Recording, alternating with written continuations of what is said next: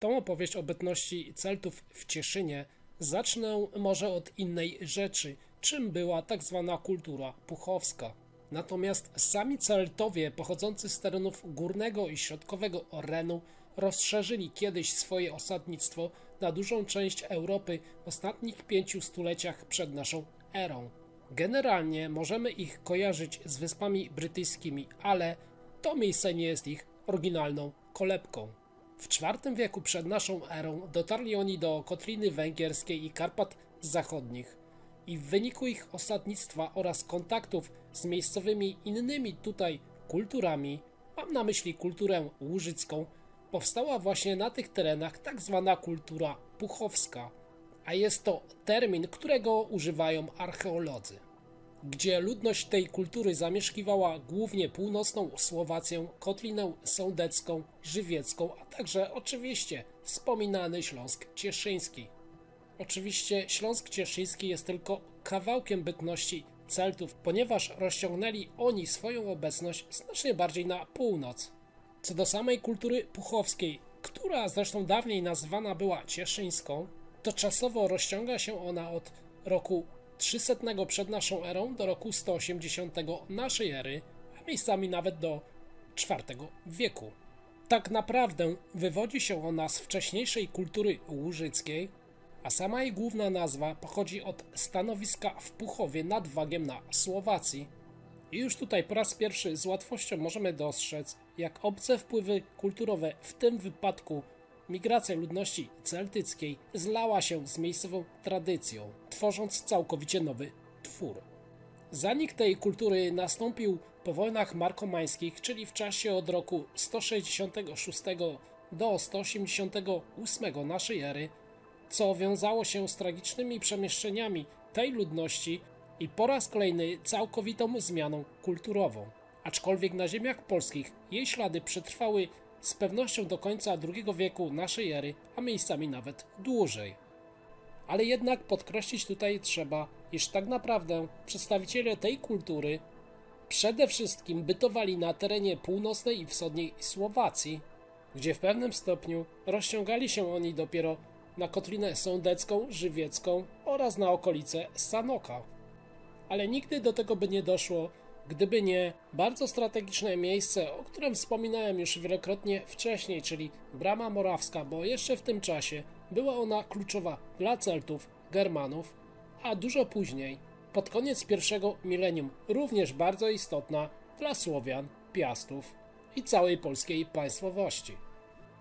Osady były często ufortyfikowane, składały się z konstrukcji ziemno-drewniano-kamiennych, a w niektórych osadach znajdowały się nawet miejsca kultu, jak dla przykładu w Liptowskiej Marze na Słowacji, gdzie składano ofiary. Z pewnością podkreślić tutaj należy, jak wysoko była zaawansowana tamta kultura. Mam tu na myśli szczególnie dział gospodarczy, co potwierdzają lokalne emisje monet oraz wysoki poziom rozwoju rzemiosła, metalurgii i też rolnictwa. Punktem zwrotnym jednocześnie kończącym pobyt tej ludności na ziemiach polskich były wojny markomańskie, gdzie podczas tych starć Rzymian z Germanami Kotynowie odmówili współpracy z cesarstwem, jednocześnie popadając w trybut i coraz większą zależność od kwadów, innego plemiona germańskiego. Wkrótce te wszystkie przemiany społeczne, migracje ludności oraz wpływy innych kultur, które coraz bardziej okrążały niejako osadnictwo celtyckie, zakończyły bytność Kotynów na naszych ziemiach. Od lat 40. XX wieku na Górze Zamkowej w Cieszynie odkrywa się nie tylko liczne fragmenty ceramiki średniowiecznej, co jest oczywiste, ale także starsze fragmenty naczyń przypisane właśnie celtyckiemu plemieniu Kotynów. I bez wątpienia już dzisiaj wiemy, iż warstwy archeologiczne wskazują na osadnictwo wcześniejszych kultur zdecydowanie pod średniowiecznymi warstwami. Z historii bardzo dobrze wiemy, iż kiedy chrześcijaństwo wkraczało na terytoria pogańskie, najczęściej budowano nowe świątynie na miejscach starych kultów pogańskich lub zaraz obok nich, aby zatrzeć poprzednie wierzenia. I także tutaj, w przypadku Cieszyna, jeśli mowa o rotundzie, lokalne tradycje mówią nam, iż właśnie to ona stoi na miejscu pogańskiej świątyni, wzniesionej na część Marzanny, czyli tak naprawdę słowiańskiej bogini. Jednak nie mamy na to jakichkolwiek dowodów, a poza tym w trakcie ostatnich badań tuż pod posadzką świątyni natknięto się na coś zupełnie innego. Nie na relikty słowiańskiego pogańskiego kultu, ale na fragmenty pradziowych naczyń ceramicznych. I to właśnie nie Słowianie pozostawili tutaj swoje naczynia, ale prawie 2000 lat temu zrobili to Celtowie. Odkrycie to było zupełnie przypadkowe, ale jakże cenne, potwierdzające starsze dzieje tej ziemi. I nie koniec na tym, ponieważ również to w Cieszynie znaleziono złotą monetę celtycką pochodzącą z I wieku przed naszą erą i z pewnością zalicza się do wytworu kultury wschodnich Celtów, upewniając nas raz jeszcze o obecności tego ludu na naszych ziemiach. W przypadku Cieszyna osada obronna była zlokalizowana w trudno dostępnym miejscu, zabezpieczona wołami z ziemi, drewnem i kamieniem. Przy okazji tego odcinka może nie będę za dużo opowiadał o klimacie, ale jego ocieplenie sprzyjało rozwojowi osiedli właśnie w górach czy lasach.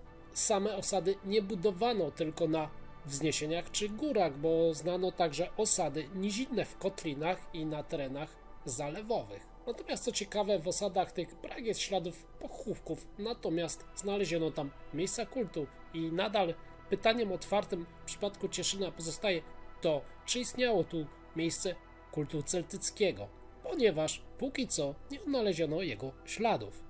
I co istotne, to właśnie Celtowie na nasze ziemię przynieśli po raz pierwszy rozwiniętą cywilizację.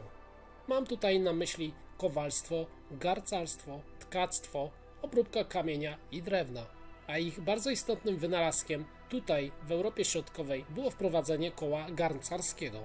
Nie mówiąc już o wydobyciu i przetwarzaniu różnych metali, a szczególnie brązu. I prawdopodobnie Celtowie wschodni dokonywaliby dalszej ekspansji na północ oraz wschód, ale sytuacja geopolityczna w tamtym czasie uległa dramatycznej zmianie. Ponieważ w latach 30. I wieku naszej ery osady celtyckie na terenie Żyliny, Orawy, Liptowa i Spisza uległy gwałtownemu zniszczeniu w wyniku wielu pożarów. Aczkolwiek osady wysunięte bardziej na północ, poza łukiem Karpat, prawdopodobnie miały więcej szczęścia i przetrwały znacznie dłużej. Ale wszystkie ich osady i domostwa z pewnością z inwentarzem na terenie Słowacji zostały spalone, co najprawdopodobniej było przyczyną najazdu wojowniczych plemion germańskich, takich właśnie jak Kwadowie. I wkrótce też przyczyniło się to wszystko do upadku całej kultury celtyckiej na tych ziemiach, a jej największa dynamika przypada najpewniej na okres wojen markomańskich. Sam Marek Aureliusz próbował wykorzystać Kotynów przeciwko Kwadom, jednak jego zamiary chyba spełzły na niczym. W każdym razie wojny doprowadziły do znacznych zniszczeń i przesiedleń całych plemion, ludności, co jest dokładnie przedstawione nie gdzie indziej jak na kolumnie Marka Aureliusza w Rzymie. Proces ten przebiegał znacznie wolniej na terenach współczesnej południowej Polski i przez jeszcze parę dekad osady celtyckie utrzymały się aż do końca II wieku naszej ery w tym terenie. Historia badań archeologicznych na Śląsku Cieszyńskim sięga początków XX wieku. Pierwsze badania przeprowadził tutaj Wiktor Karger, który w czasie II wojny światowej współpracował z niemieckimi archeologami i to właśnie on jako pierwszy odkrył celtyckie relikty w tym miejscu. I to właśnie on chyba jako pierwsza osoba wysunął hipotezę o celtyckim pochodzeniu nazw takich jak rzeka Olza i sam Cieszyn, których nigdy tak do końca nie zweryfikowano. Kolejne badania odbywały się już w latach 50. i 60. XX wieku, które potwierdziły wcześniejsze znaleziska, a ostatnie badania w latach 2008 do 2009 tylko potwierdziły te odkrycia z XX wieku.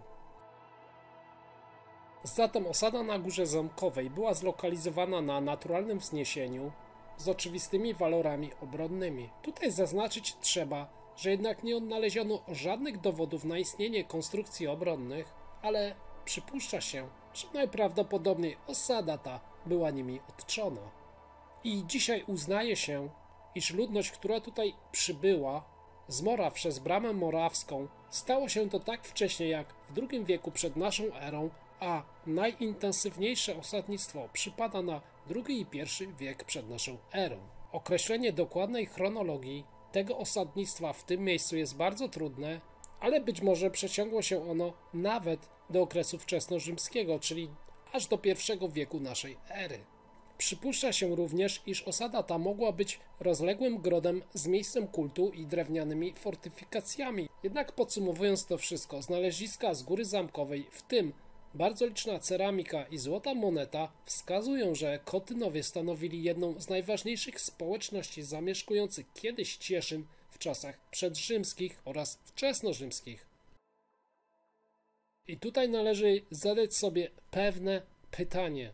Czy odkrycia, które tutaj się dokonały, pozwalają nam stwierdzić, iż to właśnie Kotynowie, plemię celtyckie, mogło w pewnym sensie dać początek Cieszynowi jako najstarszej osadzie poprzedzającej ten już średniowieczny Cieszyn, czy też słowiański Cieszyn.